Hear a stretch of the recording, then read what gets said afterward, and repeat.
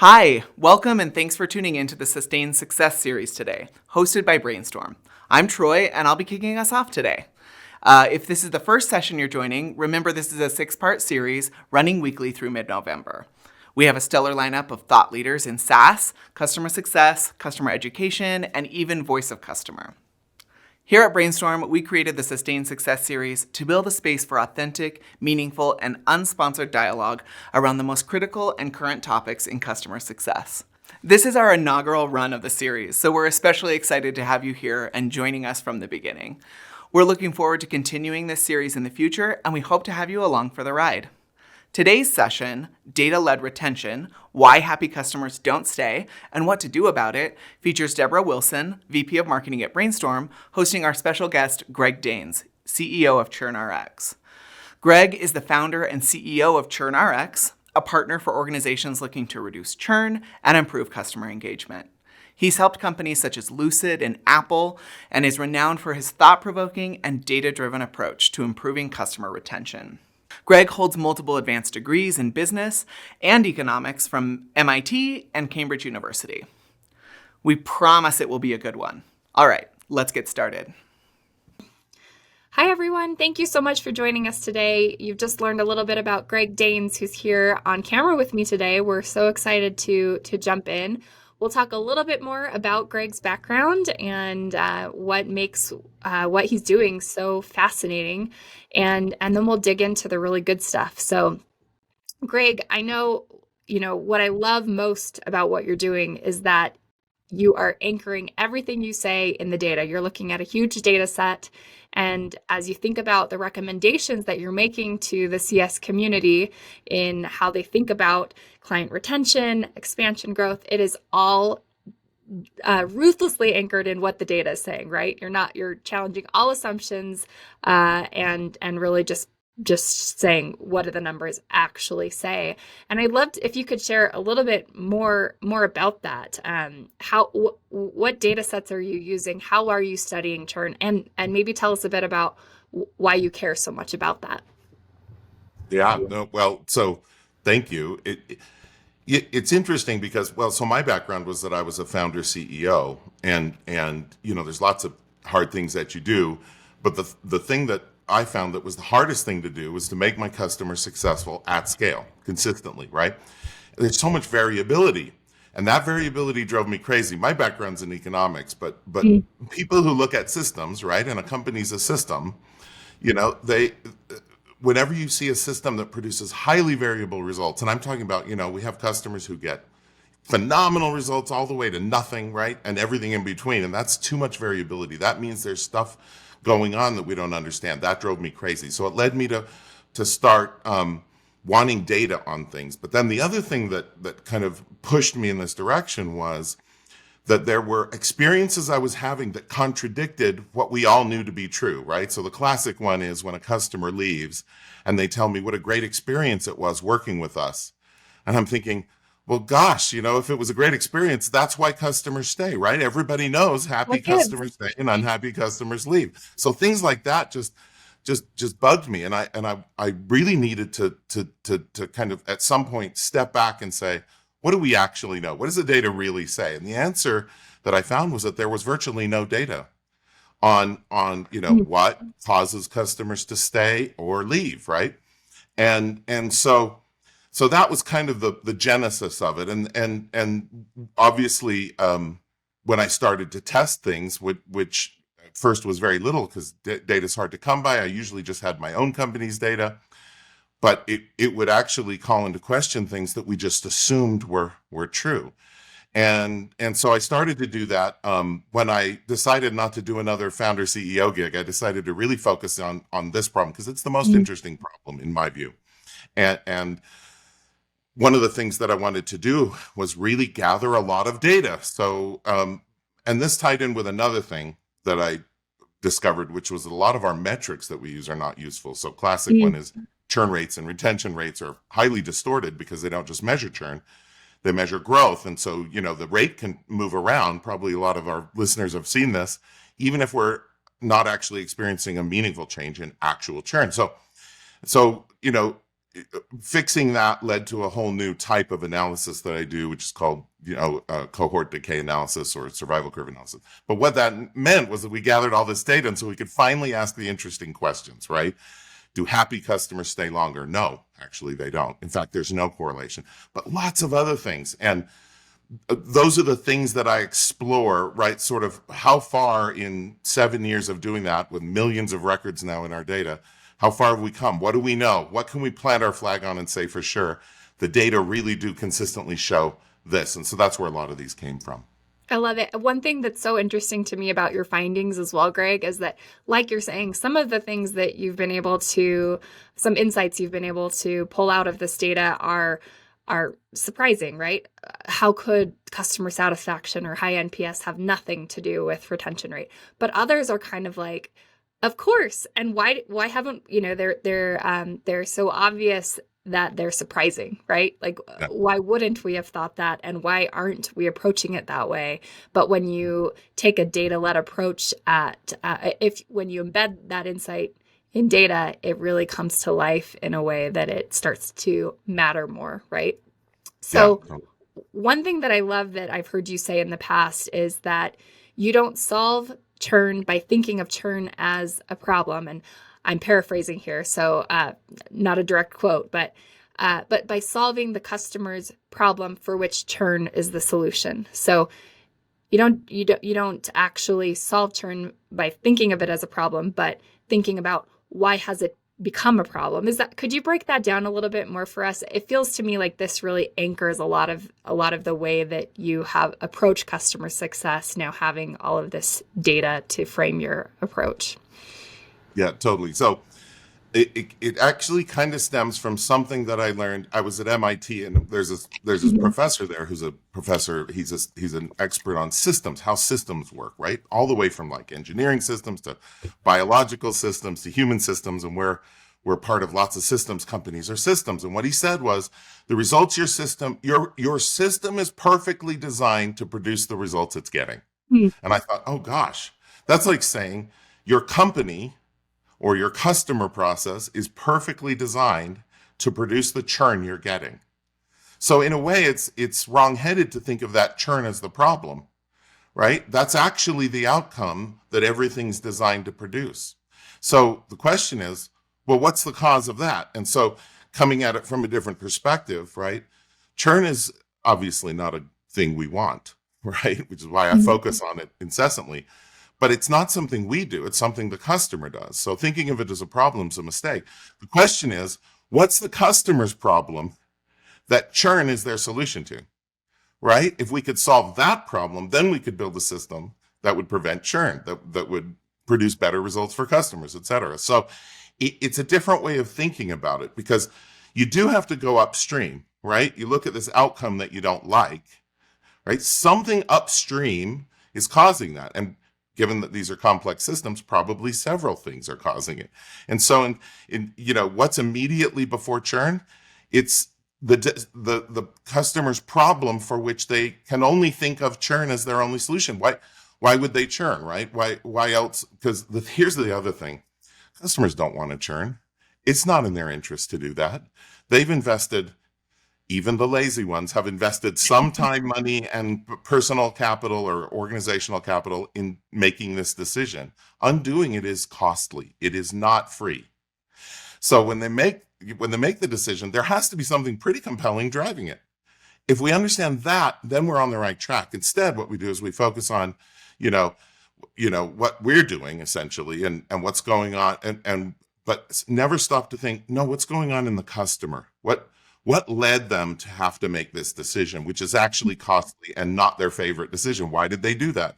There must be something compelling. If we can think about what's their problem, we really orient ourselves in a much better way. Makes so much sense when I think about it in the context of just day-to-day life, right?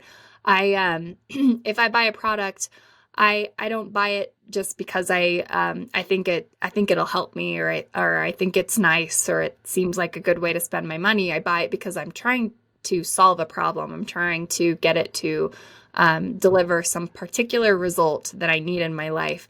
A car, for example, right? I'm not just buying it to drive it around. I'm buying it because I need it to get me to my destination. I need it to be reliable, right? And so if I'm going to try to return a product, churn, right? Cancel my subscription. I'm not doing that because one thing that I've seen that has really distinguished your approach as opposed to others in the way you're thinking about churn, as you've just expressed, is that if you are only studying the problem, you're never actually going to get away from having a problem in the first place, right? So if you're only trying to study the problem and how to fix the problem, you're not actually ever avoiding the problem's existence. So it seems to me your approach is largely, how do we actually prevent churn from even being a problem in the first place? How do we avoid a scenario where that becomes the best answer for a customer? And I'd love if you could share, Greg, a little bit about what have you found? What are some of those levers that you have found? I think why do customers stay, right, is the question you often pose. Yeah, it's one of the things that I did. A lot of people have done. It's really common, is to study customers who fail. Right, you go out and you ask your customers who churned, why'd you churn? You bring all those answers back. By the way, you get a lot of answers when you do that. You get hundreds of answers, and you have to kind of bully them into categories, and then you go solve those problems. And guess what happens to churn? It never goes down. I've never seen it go down as a result of that process. And that bothered me. It's like, what's going on? And what I realized was, well, when you look at why customers fail, it's like this analogy. It's like a new graduate from college wants to be a big success. And so what she does is she calls up everyone she knows who's been a failure in life and asks them why, right? Everyone knows that's not going to work, but that's essentially what we do with our failed customers. What she ought to do, what's obvious that we need to do is, and for me only in retrospect after having done that over and over again, we need to actually understand why customers stay. What's driving that? And it turns out that's a radical change in perspective. So what we do for our clients, lots of clients have started to do it on their own, is to go study your most successful customers. And what we found was when we did that, we don't get hundreds of answers. We get just a few critical factors that are common to the customers who succeed. And what are those factors? They're key behavior changes. What we found out is that the customers who succeed and get results are the customers who change their behavior in specific ways that allow them to take advantage of the way the solution produces benefits. So there aren't first of all, no solution produces more than a few benefits. No matter what people think, that's, you really can consolidate that. It's false to think that, customers could want anything from our product. Well, they could, but our product's only going to produce so many actual measurable results, right? And measurable results, make no mistake, are the foundation of why customers stay. So if they stay because they're getting results, then the question is, why do some customers get results? And that's where the answer is. When you study customers who are successful, who stay, you discover that there's just a few things they're doing that produce all the results they're getting, okay? And yes, they can go on and do more and more and better things, but when you look at, right, what did they do right to begin with, you'll discover there's just core behavior. So when I talk about customer success, I want to shift the thought process from why are customers leaving to why are they staying? Because if we knew that, we could bottle that, right, and give it to everyone. Customers who come to us frequently don't know what they're doing, at least in this area. Why else would they need us, right? And so we have a great opportunity. We sit in a very special place where we can share core consolidated expertise, I call it, as to how customers succeed. What do the best customers do that gets them those results? And when we shift that position, it shifts us from being sort of a reactive, supportive partner into a whole new posture. The new posture is proactive and prescriptive. Here's how our best customers succeed. This is what you should do if you want to get good results. That posture change is radical. It's very transformative to CS teams because they're very much in the mode of pleasing, right, and being supportive and reactive. But it's the one that works. It's really, really effective. It's such, like you're saying, a shift in your mindset, right? Like you're saying, most often, I think as CSMs, we get into this mindset of whatever it takes, right? I need, like, this is what I'm metriced on. I have to get this renewal. I have to keep these clients. And so I am going to bend over backwards. I'm going to listen. I'm going to respond. I'm going to tell the customer, give the customer the answers that they're asking for, right? And this is radical in the sense that we're saying, no, let's turn that on its head and say, no, customer, we know what it takes. And in fact, we're going to make it easy on you to do exactly what we know it takes. And hey, if you're not willing to do that, let's figure that out now, and let's figure that out early, because I can tell you right now that we won't be successful if we don't do these things, right? Absolutely. Now, on the other side of that, as a customer, to me, that is so confidence instilling to know that somebody has enough confidence in their product and in their process that they and that they're the person that can help me to get there. I'm going to lean on them. I'm going to listen, and I am going to be accountable, right? Essentially, it creates, I think, some accountability. I know I can only succeed if I do these things, and it gives you, I think, then as the CSM, the ability to hold me more accountable to those things, because you have data that backs that.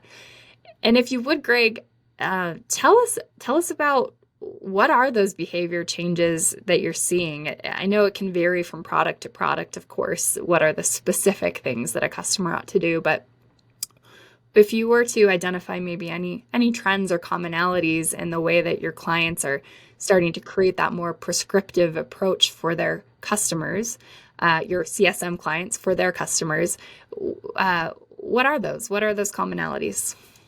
It's a great question. And you're right that the actual specific behaviors vary based on Right. the product, et cetera. But actually there are some really important themes, right? There's some categories here that you should look for, right? That these are things you should expect. So some of them are kind of obvious. It's sort of like, well, engaged customers do better than disengaged customers. Okay, that's a big one. But make no mistake, that's a very strong early predictor of success and failure.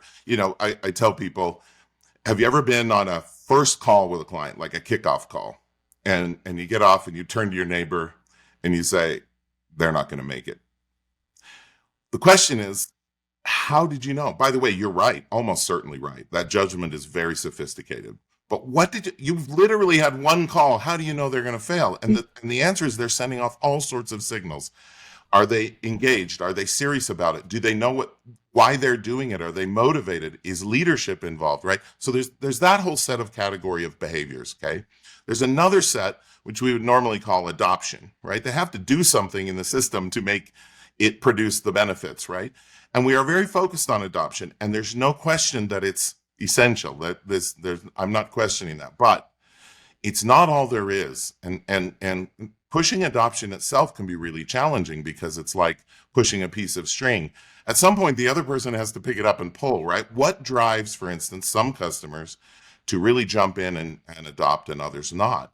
And one of the things that we see consistently is that it's the customers who have a clear idea why they're doing this, what business results they expect, that are motivated to go through the trouble of engaging with your solution. Okay, and then there's a third category. And the third category, in some ways, is the most important and the least appreciated.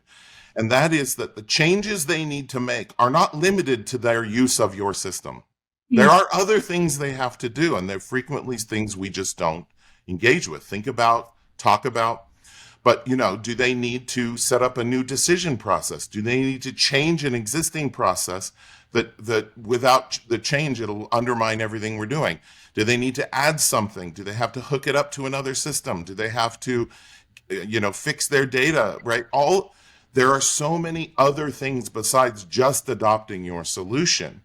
And when we focus so much on adoption and we put all our time into training, we miss that this is actually one of the dimensions where that expertise I'm talking about comes into play. If we've watched our successful customers and we really understand, how they get there, what we'll see is that a number of the things that matter happen outside our system, our solution, our technology. They're things they're doing differently. They've made a change in their decision paradigm. They've added a committee. They've changed, right? Those things are really important. When we kind of figure that out by properly studying, not interviewing, studying our customers, that's a whole other topic, Then what we can do is we can share that, right, with new customers and say, this is what the best customers do. Yes, they'll do this. They will install the system. They'll integrate it. But there are also two other things or three other things that they do, which make all the difference in why they're successful. That's the territory that's sort of unmapped, that you have a huge opportunity to map by studying successful customers. And when you do, that's what I call expertise. It's knowing what the best customers do to get the best results. Having that knowledge consolidated, and of course in CS we're in a unique position to see that, right? To interact with and gain those insights. Consolidating and codifying that into our knowledge base is how you get expertise across a big team, which many of them may be young or in their first job or whatever, and may not be experts in your field. That's actually not important. I don't need broad experts. What I need is people who have access to the core expertise, which is usually a very small number of critical things that we can share with new customers so that they get where they're going. They get to those first measurable results that seem to make all the difference.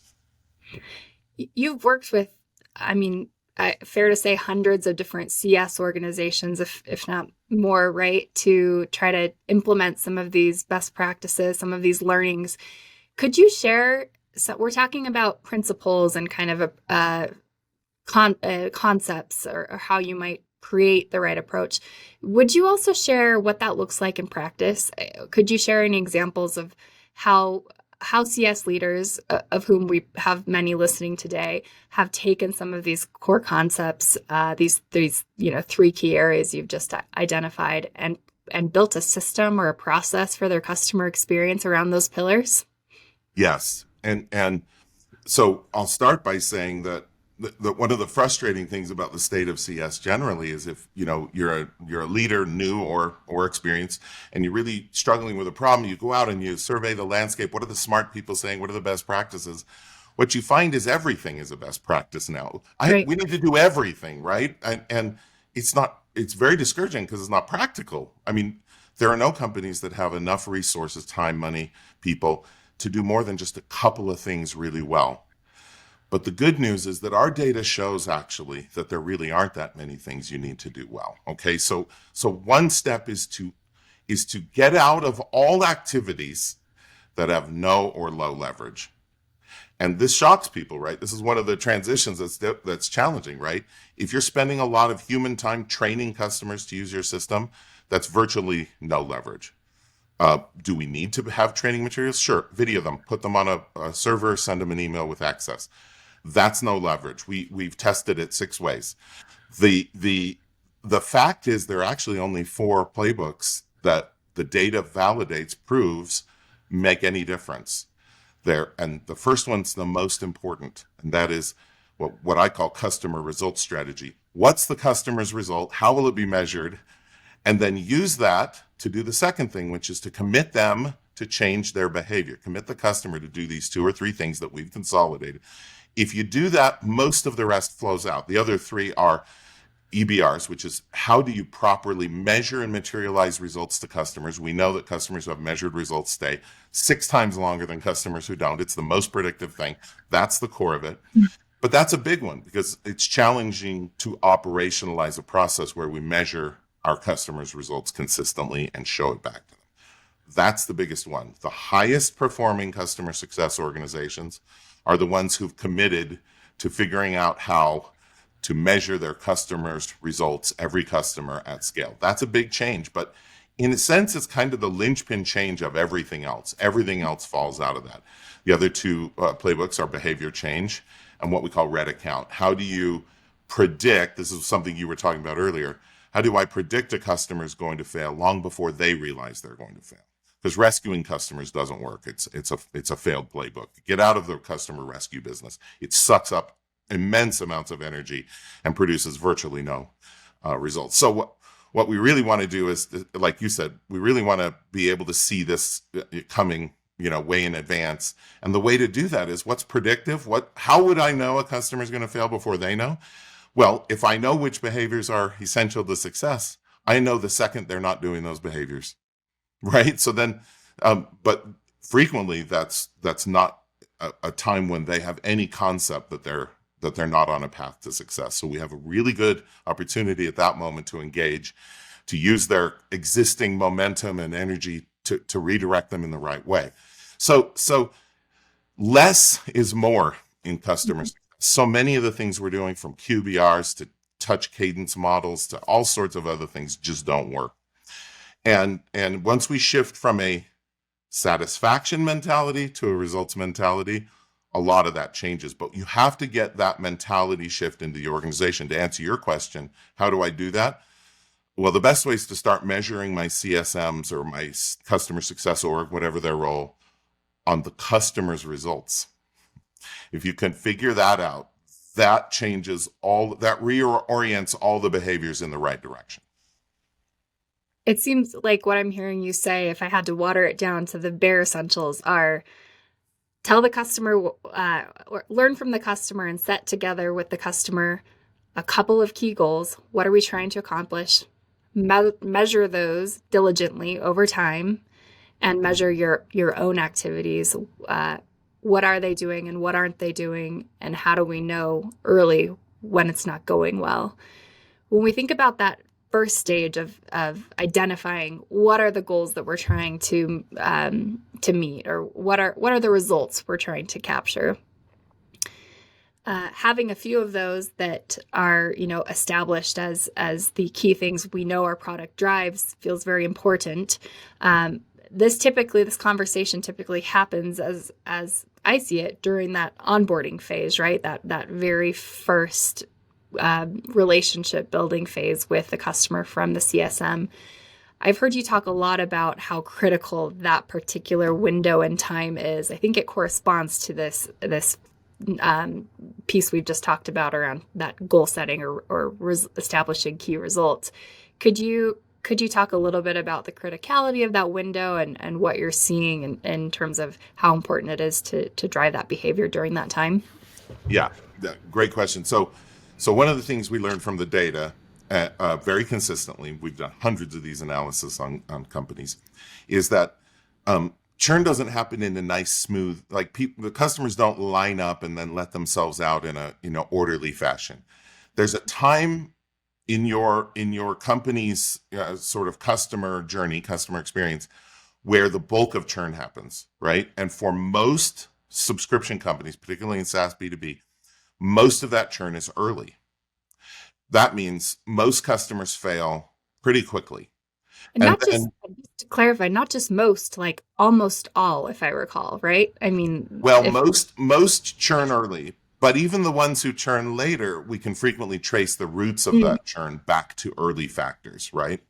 But obviously there is churn that happens later, and that churn frequently happens for different reasons, right? But the bulk of it is early. So for companies that want to make a big difference in their retention, it's almost certain, contact me, we'll do your analysis, but there's a really high chance, like an 85% chance, you have primarily what we call early churn. And that's actually quite helpful to know, by the way, because first of all, it allows us to know when to put all our resources. Like I said, we can reduce. There's a lot of things we're doing that don't have leverage. Well, now I know where to put them in terms of the customer journey, right? Early in the relationship. But that also tells us something even more valuable than that, which is, why are they churning? And the reason it tells us that is because the reasons customers fail early are different than the reasons they leave, 3 or 4 years down the road. Right? They really are different. And if a customer leaves in 3 months, it's a different reason, right? And as a result, there are only so many reasons we have to focus on. So not only do we know where, but we know why, right? And the primary drivers of early churn are bad fit customers, or the customer's not able to get to a first measurable results to validate that this thing is going to work for them. That's pretty much it, actually. That's pretty much it. So, okay, now just knowing that allows me to focus my energy, my limited resources, and my playbooks around what factors drive that. Now, if we're thinking about bad fit, then we have things to do on the front end from marketing and sales, et cetera. But, in terms of the customer's journey, time is not our friend, right? It's our enemy. And actually, we have new data on this. I haven't published yet, but I'll share the gist of it, which is we know that that not only because customers generally, the ones who fail early, We know that that time is of the essence. Well, it can vary by company how much time, but it doesn't vary as much as we thought it did, actually, right? So we just completed a study on a customer with a large customer base, a company with a large customer base, and they had unique data. They basically had, data that showed exactly the date each customer met some usage threshold. Okay, I highly recommend companies do this. So interesting. You can pull this data somehow out of your solution or whatever and record these dates, right? And it's nice to actually have several. They had several different usage thresholds. I think they had like 10, which is really interesting because this is what it led to. What we discovered, we were like, well, okay, does it matter if it's in the first 90 days? Sure, it does, actually. In fact, if they had engaged at this minimum level in the first 90 days, it pretty much predicted who was going to stay forever and who was going to leave. Like, it was very stark. Then we thought, well, is the signal faster than that? Maybe it's in the first 60 days. Sure enough, the whole signal was in the first.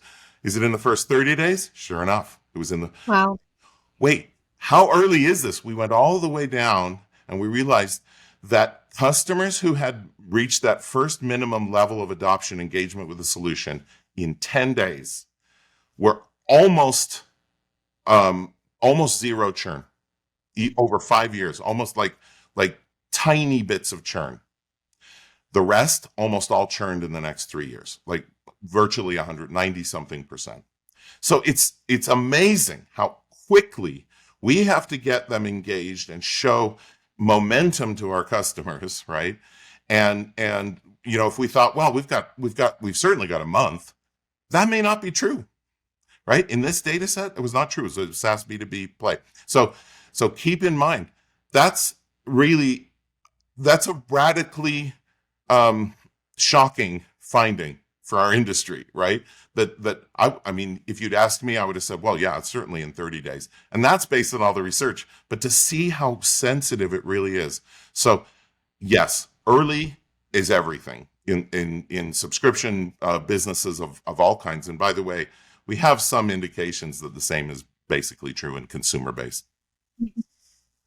And when we think about being completely ready to, within, it sounds like 10 days, get the customer experiencing value and experiencing results, I think that's why you say we have to be prescriptive, right? If we are going to deliver an experience that is so airtight that no customer can fall through the cracks of experiencing some early value, we have to know what we're doing. We have to be ready to do it, and we have to be able to I think, do it consistently and across the board with any new customer.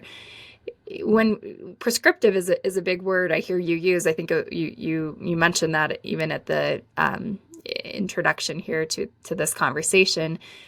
How can we be more prescriptive? What prescriptive approaches are you seeing clients take with their customers, software vendors take with their customers that are working? It's a great question because not only do we have to have this whole mind shift, cultural shift experience to becoming like that, right? Because we're just so oriented toward pleasing and reacting and responding, right? But there's a second thing, like in practical terms, to answer your question. One of the things that people discover quickly, and I discovered the same thing, I've been through all this, I've stubbed my toe on every rock along this pathway, is that you can't just ask customers what their result is, what their goal is. Some customers can answer that question very competently, and they know the answer, they've connected the dots to their business results, they've thought it through, but it turns out it's a pretty small fraction of customers. The vast majority of customers, if you ask them what they're trying to achieve, they'll tell you, install your system, right? And there are lots of reasons, I won't go into why that is, but frequently it's because you're not even talking to the person who owns the business results. But you also will get that answer 9 times out of 10 from the business owner as well. So one of the ways to become prescriptive, to set yourself on this pathway to being like that, is to for your own company, just boil it down. I mentioned this before. What are the results we actually produce? Let's stop pretending that we produce all sorts of value and it could be anything. No, it can't. Right? Only measured results are tied and predictive of long-term retention, not a concept of value. Customers surveyed and say they're getting value do not retain at super high rates. There's not a consistent, connection there. So the first thing to do, figure out what your product does and tell the customer that's what it does, right? If you ask them, how would that be measured? Most of them don't know the answer to that. This is a new thing they're doing. By the way, we can't be annoyed by our customers. They came to us because they don't know the details about. If they knew everything, it's questionable they'd even need us, right? So tell them, here are the key benefits our best customers receive, and here's how they measure them. Here's how they know they're receiving them. If you start that way, you've set the relationship up with a customer to be one of expert and person who needs an expert, right? That's our relationship. That shifts their mentality, because if you set it up from the beginning that I'm here to serve you, it really puts it in a negative space. I mean, you may end up with a great relationship, but that's not what drives long-term retention. What you need to do is establish right from the outset, we know how the best companies get results. And by the way, those are magic words. Those are magic words. When you say to the customer, this is what our best customers do to get the best results, they listen. Like, they really focus in on that, because in a way, that's really what they're here for. Okay, so you set that up. Now I'm in a position to say, and here's how they did it. They do this thing first, this thing second, and this thing third, and I'm going to help you do all three. And we're going to do them this week or this month. But the faster, the better, right? That's the shift. And my people can do this as long as we've codified all this, right? I can't just say, hey, help your customers change. We have to say, these are the three changes. Here's the slides that describe what they need to do. Here's some supporting materials if it's complicated. Here's the training videos if it's complicated. But the point is, we're not going to let you wander through the system and figure out your own path. We're going to say, this is how you get to good results. This is what the best customers do. And then, very prescribed. That not only works better, obviously, by the way, but the other thing is it makes it easier for your people to win, right? They don't have to wonder, I'm new here, I have no idea. No, it's on rails, right? You made it. And that standardization is really critical to scaling these things, which is a big topic right now. How do you scale this stuff? I can't just throw endless bodies at my clients. There isn't enough time or money in the world. So how do I scale it? And the answer is put it on rails, build out the exact pathway. And then the one reaction is, well, I can't force, my customers are all different. I can't force them all down the same path.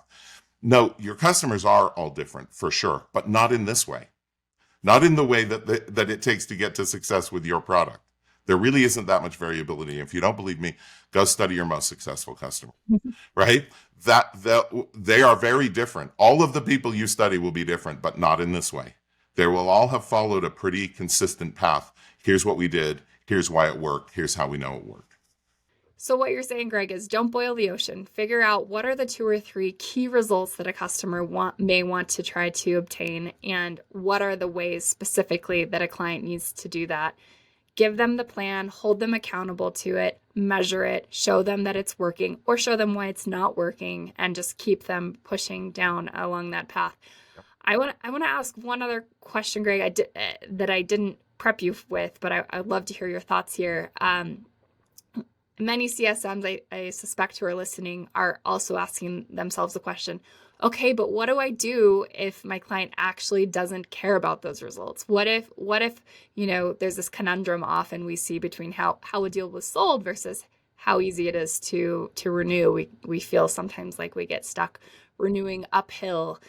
What do you do? What's your word of advice to a CSM who finds themselves trying to onboard an account who maybe has a mismatched expectation for your product or what it can deliver? Yeah, and that can also happen when you get close to the renewal. You find that the person you're showing results and the person doesn't care. So there's an almost certainty that there's one specific problem there, and that is that you're talking to the wrong person. So what happens with clients is that they buy it, they have these hopes, whether or not they were carefully distilled into clear results is another question, but they bought it for some reason, right? And then they hand it off, but there's no such thing as a handoff in a company. There's only a hand down.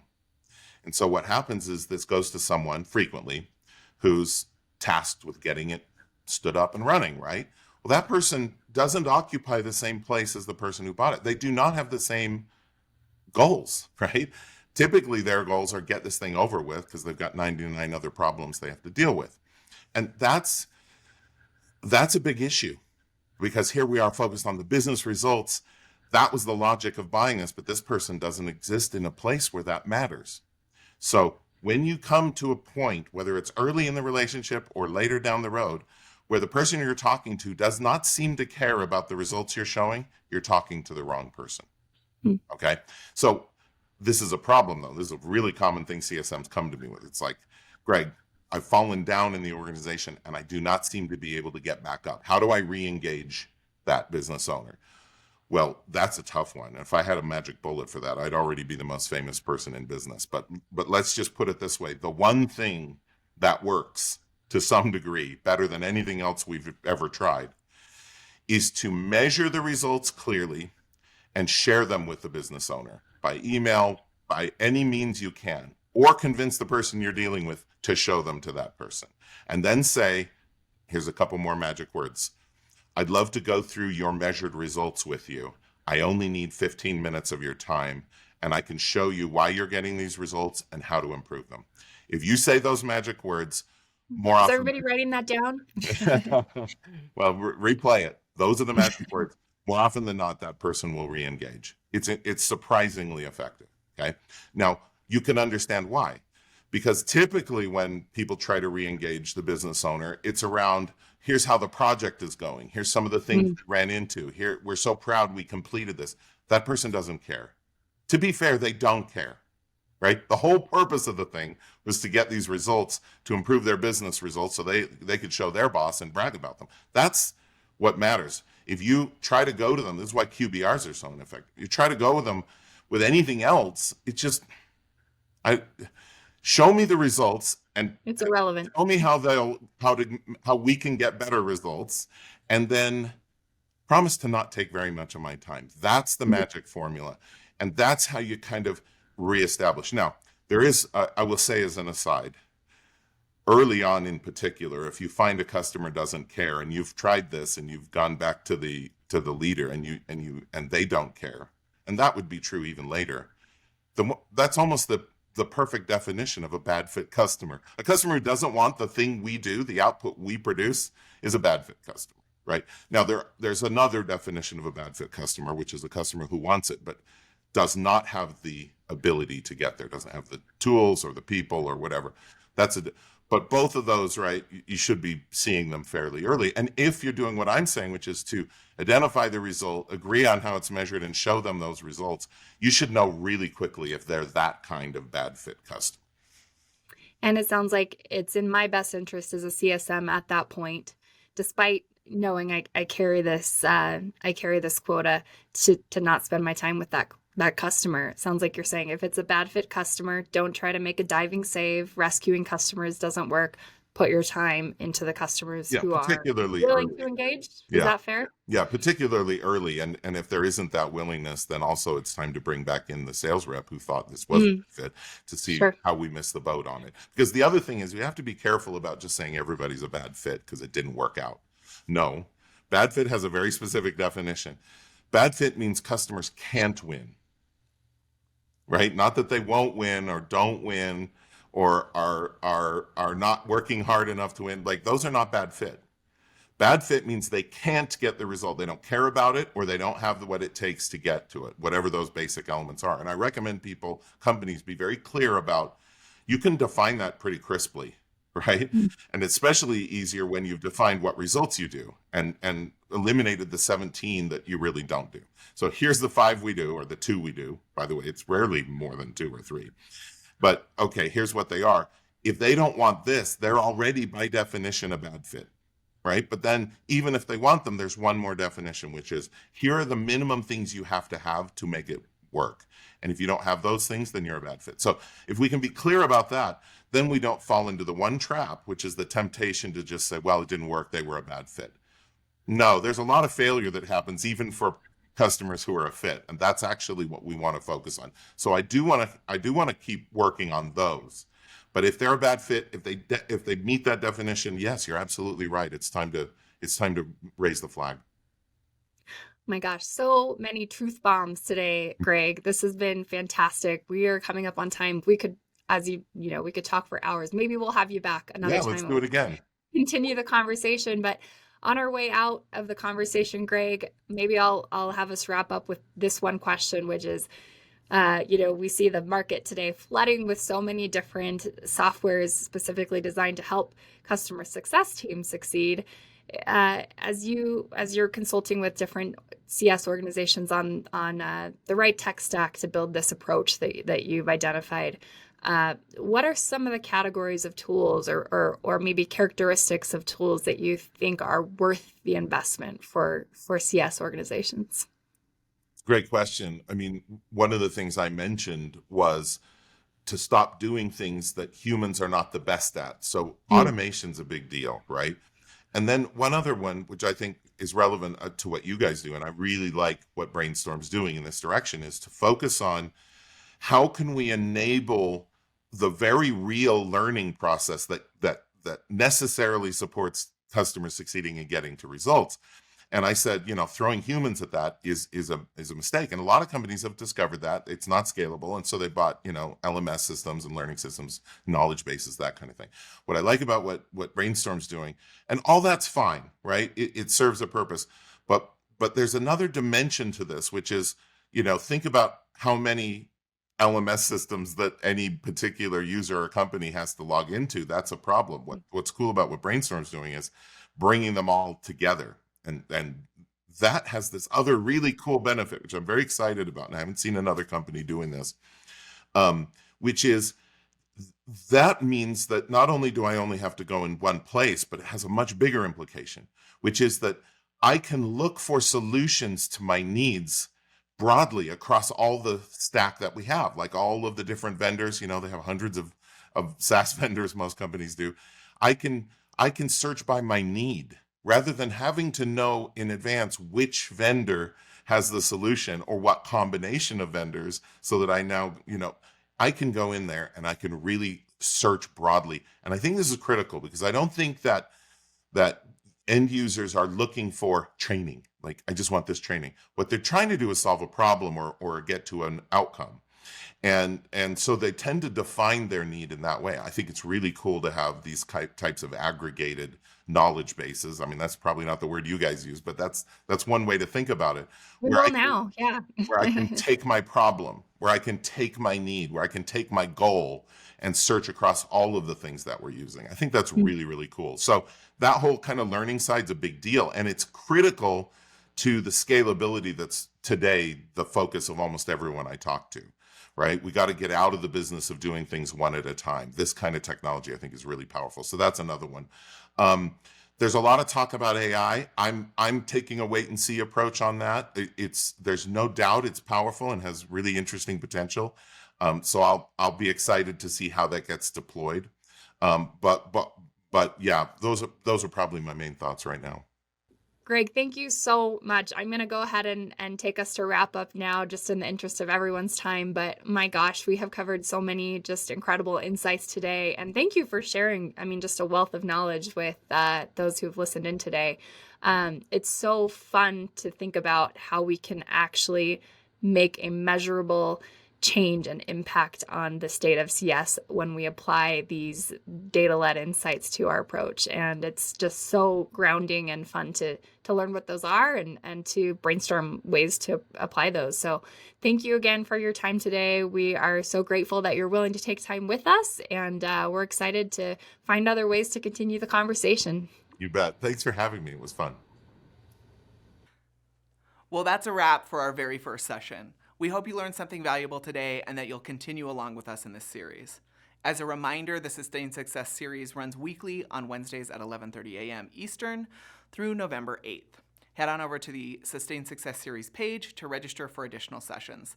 Next week, we'll be joined by Chris Dowse, VP of Customer Outcomes at Smartsheet. Also, in case you missed it, we're giving away a Nintendo Switch to a lucky series participant. You can automatically enter the raffle by attending sessions. Each session you attend is an entry to the raffle. Thank you again for attending today, and we really look forward to seeing you in future sessions.